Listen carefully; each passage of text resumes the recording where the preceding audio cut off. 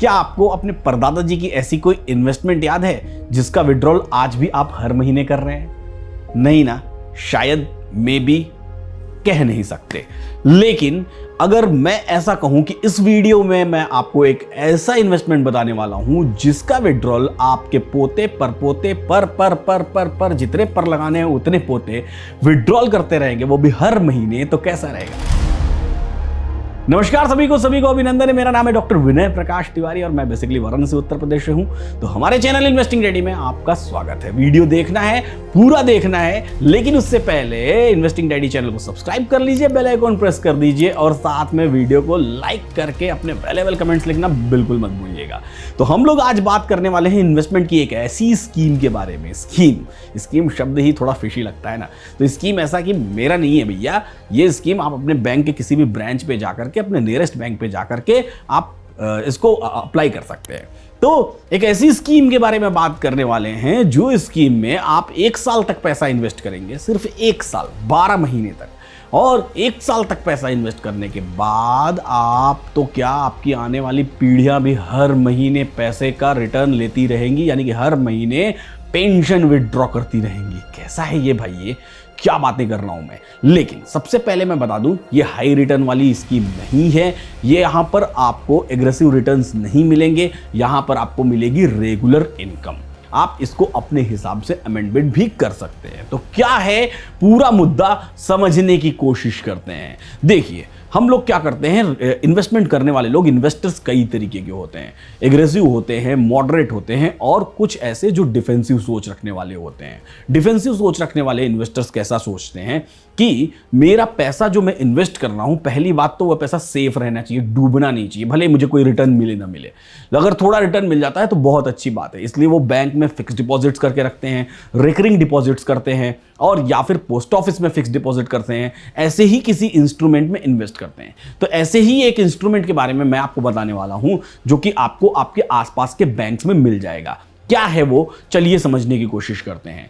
हम एक लाख रुपए का एग्जाम्पल लेते हैं। सपोज करिए कि आपके पास कुछ एक 12 लाख रुपए पड़े हुए हैं, 12 लाख रुपीस, और आपको इस 12 लाख रुपए को कहीं पर इन्वेस्ट करना है। मैं 1 लाख रुपए का एग्जाम्पल ले रहा हूं, हर महीने टोटल 12 लाख रुपए 12 महीने तक इन्वेस्ट करने की बात कर रहा हूं।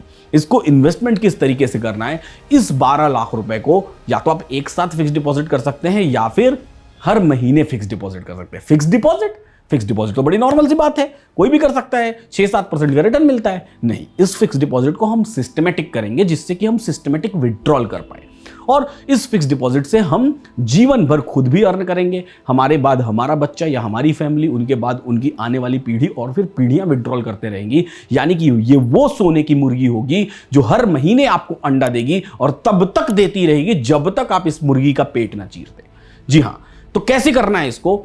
सपोज करिए कि आज मई चल रहा है, मई मंथ, मैं मान रहा हूं कि जनवरी चल रहा है, जनवरी 2023। तो जनवरी 2023 में आपने पहला 1 लाख रुपए इन्वेस्ट किया बैंक में फिक्स डिपॉजिट के फॉर्मेट में। इसको आपको 1 साल के लिए इन्वेस्ट करना है, 1 ईयर के लिए, 1 ईयर के लिए, यानी कि टोटल 12 मंथ्स के लिए। 13th मंथ में आपको रिटर्न मिल जाना चाहिए आपका पैसा। इसी तरीके से फरवरी में भी आप 1 लाख रुपीस करेंगे, मार्च में भी 1 लाख रुपीस करेंगे, अप्रैल में भी करेंगे, और दिसंबर तक ऐसे ही आप 1-1 लाख रुपए की हर महीने एफडी करते चले जाएंगे। आप चाहें तो 12 लाख रुपए एक साथ भी कर सकते हैं, आप चाहें तो हर महीने कर सकते हैं। 12 लाख रुपए एक साथ करेंगे तो थोड़ा ज्यादा रिटर्न मिलेगा, 1-1 लाख रुपए करके करेंगे तो थोड़ा सा कम रिटर्न मिलेगा, लेकिन दोनों ही केसेस में आपको रिटर्न मिलेंगे। चलिए, अब हमने मान लिया कि हम 1-1 लाख रुपए करके दिसंबर तक 12 महीने तक लगातार हमने एफडी की। अब हमको अपने बैंक वाले मित्र को बोलना क्या है? हमको बोलना यह है कि भैया, जब ये एफडी मैच्योर हो, जब इस एफडी का पैसा मैच्योर हो, तो आपको 13th मंथ में, यानी कि 13वें महीने में, मान लीजिए कि आपकी डील हो गई बैंक से, 7% का रिटर्न आपको मिल रहा है, यानी कि आपका 1 लाख रुपया 13th मंथ में हो जाएगा 1,07,000 रुपीज। तो 13th मंथ में जैसे जैसे मैं ये बताऊंगा उस तरीके से मुझे विड्रॉल देना है और साथ ही साथ री इन्वेस्ट करना है। तो कैसे री इन्वेस्ट करना है उसके बारे में सबसे पहले मैं आपको बताता हूं। उससे पहले अगर आप अपने सीखने पर इन्वेस्टमेंट करना चाहते हैं तो आपको सीखना पड़ेगा LTP calculator. LTP calculator Google पर एक टॉप ट्रेंडिंग टूल है और एलटीपी कैलकुलेटर ऑप्शन चेन का स्नैपशॉट डेटा टूल है, जहां पर आप सीख सकते हैं इंट्राडे में ट्रेडिंग कैसे कर सकते हैं एग्रेसिव लोगों के लिए। और अगर आपको एलटीपी कैलकुलेटर का संडे वेबिनार करना है तो नीचे डिस्क्रिप्शन बॉक्स में लिंक दी गई है, 234 रुपीज फीस है, आप संडे वेबिनार ज्वाइन कर सकते हैं। चलिए अब बात करते हैं कि इन्वेस्टमेंट को किस तरीके से करना है। आज हम लोग बात करेंगे, यहां पर मैं आपके लिए लेकर के आया हूं एक बेहतरीन सी शीट और इस शीट पर मैं आपको दिखाऊंगा। अब यहां पर देखिए मैंने यहां पर मार्किंग कर दी है। क्या मार्किंग कर दी है? यहां पर ध्यान से देखेंगे तो जनवरी 23, फरवरी 23 से लेकर के मैंने दिसंबर 23 तक आपके लिए 1-1 लाख रुपए इन्वेस्ट कर दिया है। एवरी मंथ 1 लाख रुपए, टोटल 12 लाख रुपीज का इन्वेस्टमेंट। अभी हमको कोई इंटरेस्ट नहीं मिल रहा है, आरओआई नहीं, कोई विड्रॉल नहीं, पहले साल कोई विड्रॉल नहीं। मजे की बात यह है कि आपको 13वें महीने से 13th मंथ से आपको इनकम आनी शुरू हो जाएगी और ये इनकम जीवन भर आती रहेगी। कैसे आएगी समझने की कोशिश करते हैं।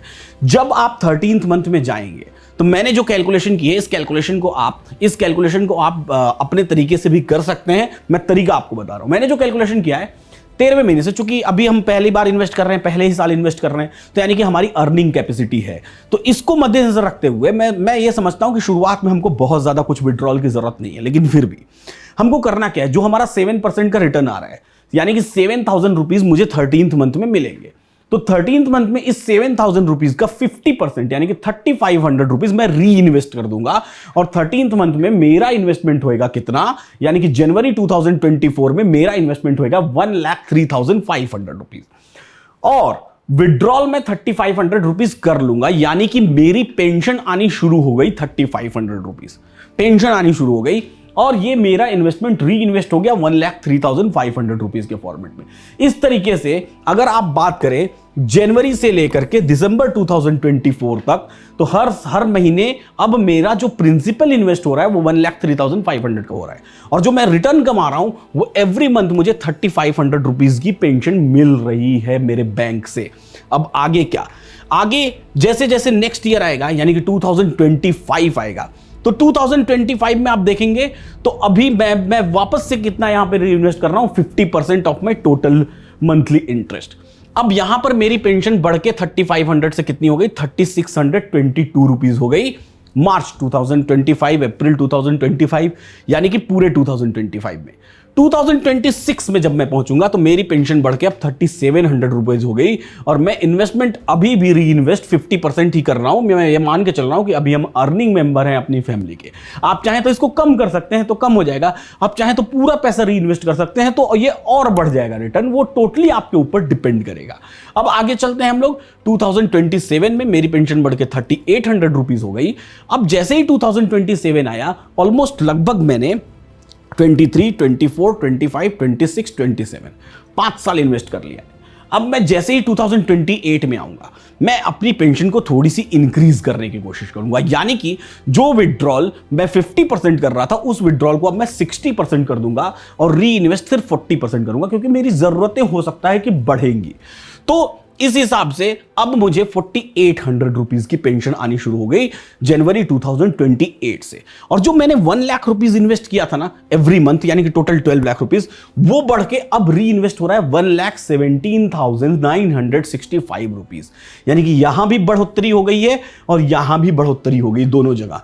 अब इसी तरीके से जब हम आगे बढ़ेंगे 29 में हमको 4,900 रुपीज की पेंशन मिलेगी, 2030 में हमको 5,000 रुपीज की पेंशन मिलेगी, 2031 की बात करें तो हमको 5,200, 2032 की बात करें तो हमको 5,382 रुपीज की पेंशन मिल रही है, 2033 की बात करें तो अब यहां पर हमने री इन्वेस्टमेंट अमाउंट को फिर से रीस्ट्रक्चर कर दिया है। अब जो हम लोग 40% री इन्वेस्ट कर रहे थे, अब उसको हम सिर्फ 30% री इन्वेस्ट कर रहे हैं और हम 70% विड्रॉल कर रहे हैं, यानी कि मेरी पेंशन इस बार फिर से 1,000 रुपए के आसपास बढ़ गई। अब मैं 6,455 रुपीज रिटर्न कमा रहा हूं। इस इस तरीके से आगे बढ़ूंगा मैं, तो जब मैं 2036 में पहुंचूंगा, 2036 में, तो इस दौरान मेरी पेंशन लगभग 6,870 रुपीज के आसपास आ रही होगी।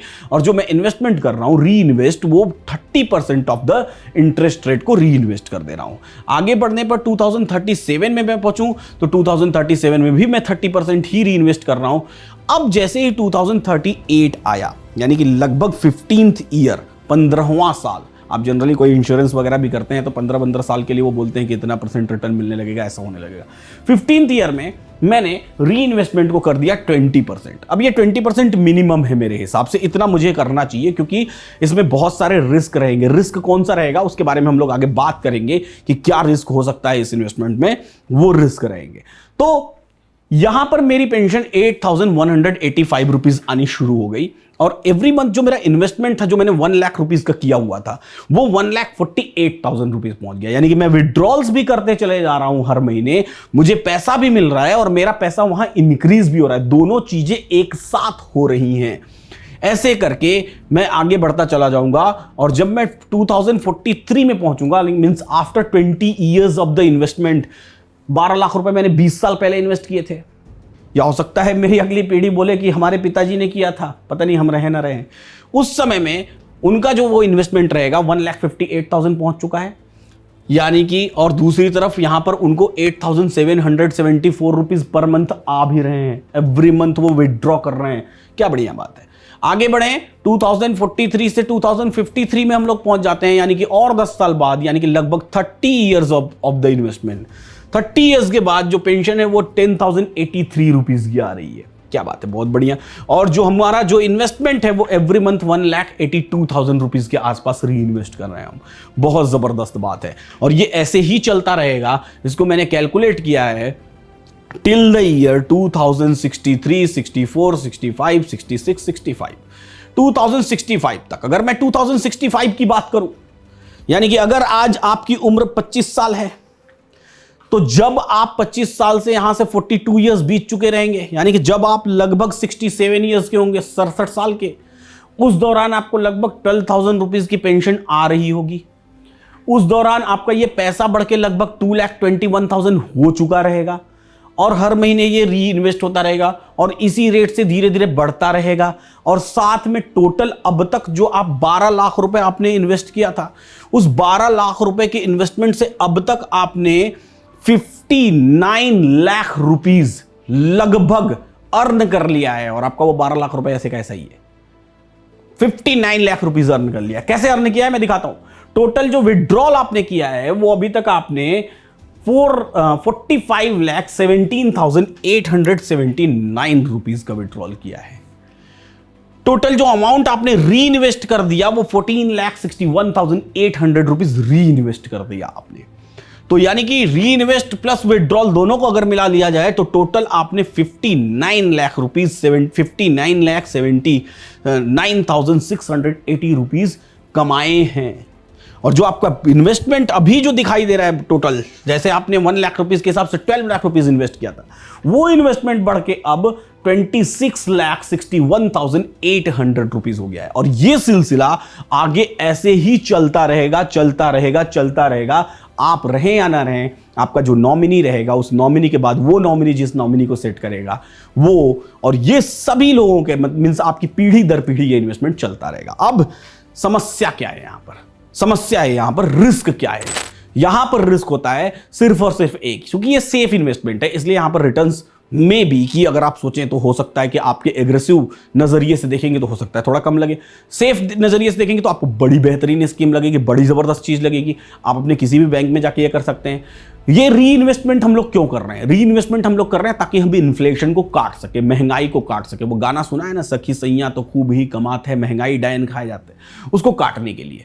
दूसरी बात, री इन्वेस्टमेंट रिस्क क्या होता है? री इन्वेस्टमेंट रिस्क ये होता है कि जैसे सपोज करिए कि किसी ईयर बैंक के एफडी के रेट्स इंक्रीज हो गए तो आपको यहां पर रिटर्न थोड़े बढ़ सकते हैं, 7% से बढ़ के अगर 8% हो गए, और किसी ईयर अगर थोड़े कम हो गए, 7% से घट के 6% हो गए, तो ये रिटर्न्स थोड़े से कम हो सकते हैं। तो वो वहां पर वैल्यूएशन में गड़बड़ी री इन्वेस्टमेंट के कारण आएगी, वो एक रिस्क आपका रहेगा। और इन्फ्लेशन का रिस्क हमेशा रहेगा।